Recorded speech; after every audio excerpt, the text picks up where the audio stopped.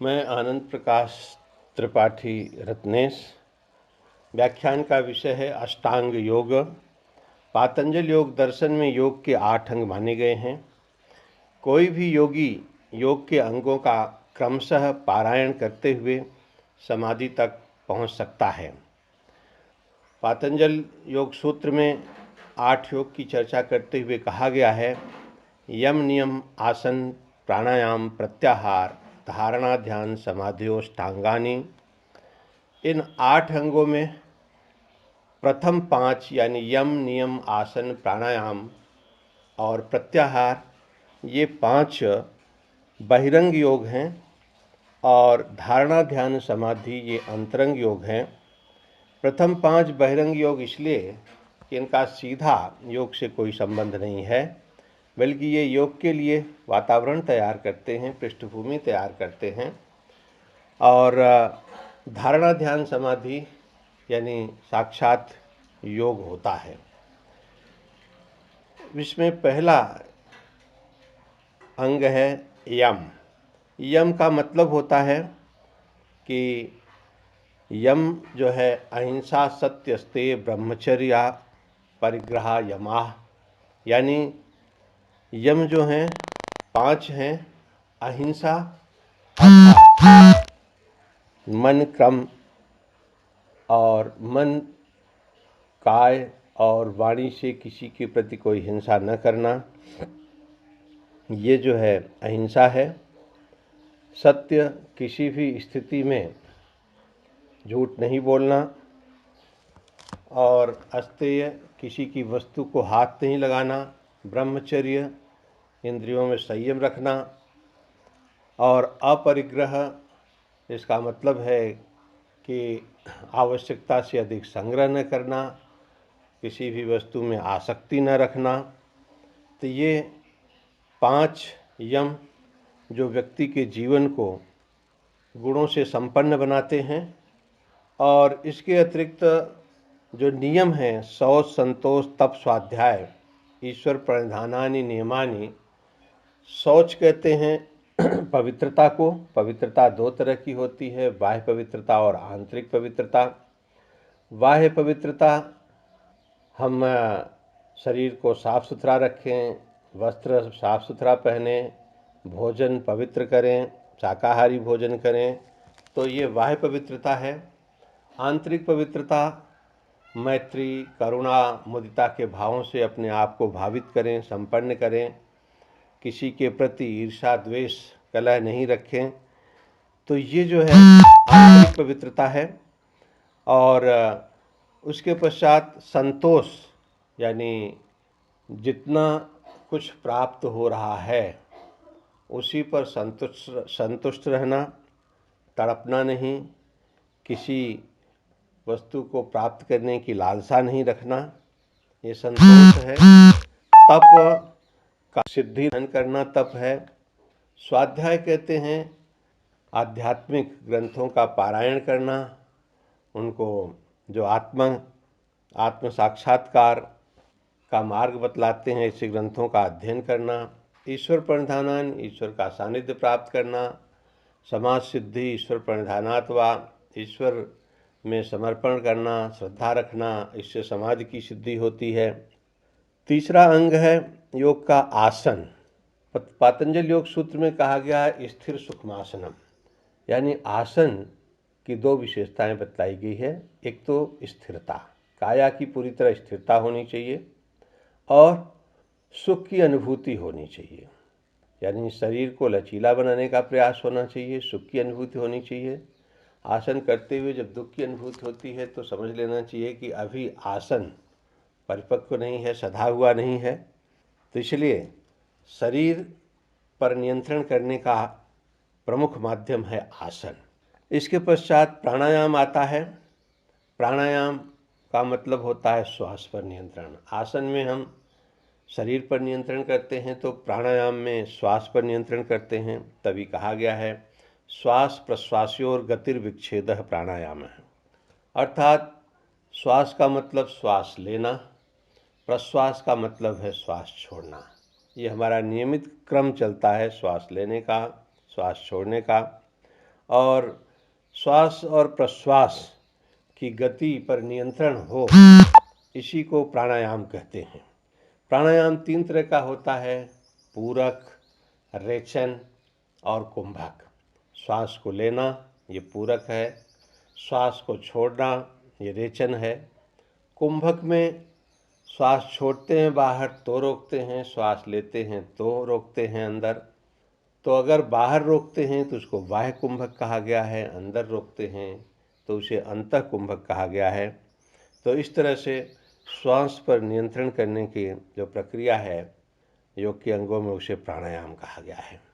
तो आसन के माध्यम से शरीर पर नियंत्रण करते हैं, प्राणायाम के माध्यम से श्वास पर नियंत्रण करते हैं।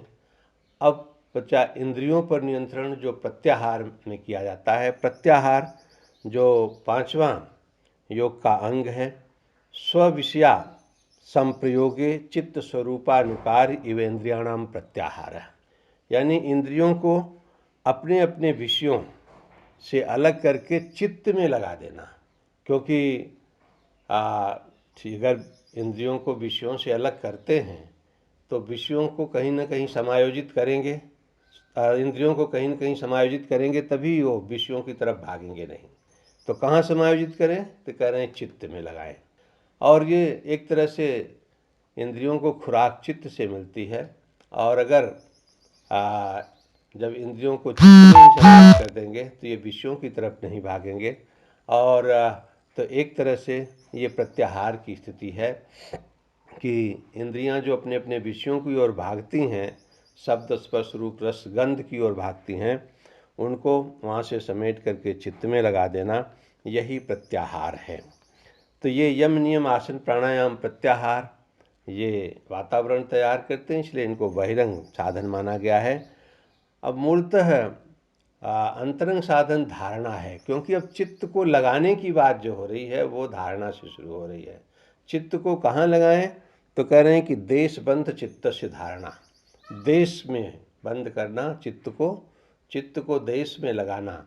अब देश जो है ये बाह्य देश भी होता है, अंतर्देश भी होता है। बाहर हम मान लीजिए मूर्ति पर ध्यान केंद्रित करते हैं, किसी पत्थर पर ध्यान केंद्रित करते हैं, किसी पहाड़ पर ध्यान केंद्रित करते हैं, तो ये जो है बाहर विषय पर चित्त को केंद्रित करना है।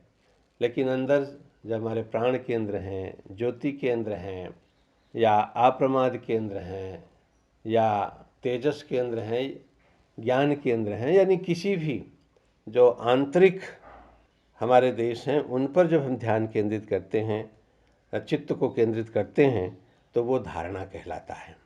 और धारणा के पश्चात ध्यान आता है। ध्यान यानी जब हम धारणा को अधिक कंसंट्रेट करते हैं तो वो ध्यान कहलाता है। इसीलिए कहा गया तत्र प्रत्येक तानता ध्यानम, तत्र प्रत्येक तानता ध्यानम, यानी वहाँ जो है एक तानता की स्थिति होना, यानी जिस विषय पर हम चित्त को केंद्रित करते हैं तो वहाँ एक तानता, यानी लंबे समय तक अगर चित्त केंद्रित होता है तो उसे ध्यान कहते हैं। तो ध्यान में चित्त को केंद्रित करने की अवधि बढ़ जाती है। और फिर ध्यान के पश्चात समाधि है। समाधि को परिभाषित करते हुए पतंजलि कहते हैं तदेवार्थ मात्र निर्भासम स्वरूप शून्यम यु समाधि। स्वरूप शून्यम यु समाधि, यानी ये स्वरूप की शून्यता हो जाती है, विषय की शून्यता हो जाती है यहाँ, और केवल अर्थ मात्र चमकता है। इसका मतलब कि यहाँ जो है ध्याता ध्येय और ध्यान की त्रिपुटी एकम एक हो जाती है, एक रूपता हो जाती है, यानी अद्वैत भाव होता है, द्वैत समाप्त होता है। इस कैटेगरी के आधार पर समाधि को 2 भागों में विभक्त किया गया है, एक संप्रज्ञात, दूसरा असंप्रज्ञात। संप्रज्ञात समाधि में करें कि कुछ विषय होते हैं जिन पर ध्यान केंद्रित किया जाता है। इसका मतलब ये है कि यहाँ ध्याता ध्येय ध्यान का पार्थक्य का बोध बना रहता है। लेकिन जो असंप्रज्ञात समाधि है उसमें ध्याता ध्येय ध्यान के पार्थक्य का बोध नहीं रहता, द्वैत का बोध नहीं रहता, अद्वैत की स्थिति हो जाती है, तादात्म्य की स्थिति हो जाती है। समाधि कहा गया है।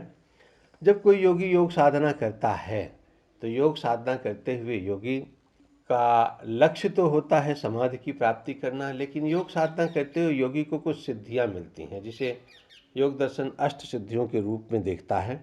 और वो 8 सिद्धियां हैं: अणिमा, लघिमा, महिमा, प्राप्ति, प्राकाम्य, ईशित्व, वसित्व, यत्र कामा वसायित्व। तो ये अष्ट सिद्धियां हैं।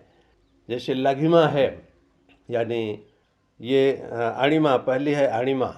अणिमा का मतलब है कि योग साधनारत योगी को जब अणिमा की सिद्धि मिलती है तो अपने आप को अणु की तरह छोटा कर लेता है। तो अणु की तरह छोटा होना ये अणिमा की सिद्धि से होता है। और रुई की तरह हल्का होकर के उड़ना ये लघिमा की सिद्धि से होता है। महिमा, पहाड़ की तरह बड़ा हो जाना, ये महिमा की स्थिति होती है। प्राप्ति यानी जो कुछ हम चाहते हैं वो सब मिल जाना, ये प्राप्ति है। प्राकाम्य यानी इच्छा का बाधा रहित होना, कोई भी इच्छा हो उसमें बाधा नहीं हो सकती। ईशित्व, ईशित्व का मतलब है कि सभी प्रकार के जो भौतिक संसाधन हैं उन सबको अपने उसका स्वामी हो जाना, ईशित्व है। और वशित्व होता है सभी चेतन प्राणियों को अपने वश में कर लेना, ये वशित्व से होता है। यत्र कामा वसायित्व, यानी जिसका भी मनोरथ करें वो वश में हो जाए, तो ये यत्र कामा वसायित्व है। तो इस तरह से योगी का लक्ष्य नहीं होता सिद्धि की प्राप्ति करना, लेकिन योगी योग साधना करते हुए वो अपने जब लक्ष्य पे आगे बढ़ता है समाधि के लिए, तो उसे कुछ इस तरह की सिद्धियां मिलती हैं, और उन सिद्धियों से वो विराम नहीं लेता, आगे बढ़ता हुआ वो समाधि तक पहुंचता है। धन्यवाद।